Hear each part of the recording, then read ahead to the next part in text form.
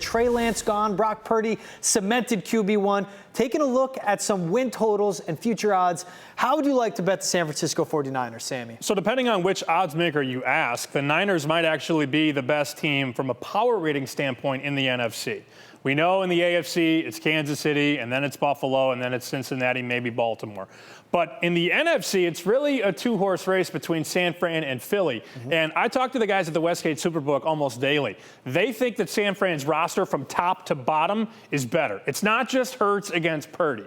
It's the totality of the roster. And I hear a lot about how San Francisco is the best. So when I look at them at 10-1 to win the NFL championship, or the Super Bowl, as we call it, on the playground, that number is a lot higher than the Philly number. But if they are almost numerical equals, George, and they have success when healthy in the playoffs, how do I not put a little 10-1 in my pocket right now? And if they get to the NFC title game, I basically can't lose because I could hedge off it. I could take one of the AFC teams in the Super Bowl if they make it. I can do a lot of things with 10-1, but you're not going to get 10-1 on Philly, and that's my point. I think the market is a little short on the Philly side of things, whereas maybe San Francisco is not getting the respect that it deserves. This is a team we've seen deep run after deep run. Great coach in Kyle Shanahan, a guy that just needs to get that Lombardi.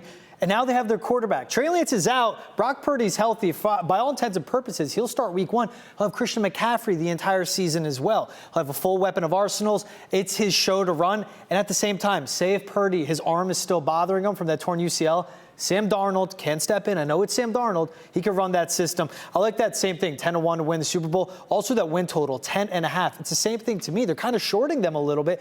This is a team, it's them or the Seahawks to get out of their division, but it's them or the Eagles out of the NFC. I like them over 10.5 wins. Yeah, the Rams going in the wrong direction. They paid a lot of guys a lot of money, and now those guys can't stay on the field. Who knows what happens with Matthew Stafford? And then the Cardinals are literally trying to win 3 games to take Caleb Williams or whoever they want to take number 1 in the draft. This number also feels a little cheap. I could make a case for -190 because I'm not really that high on Seattle.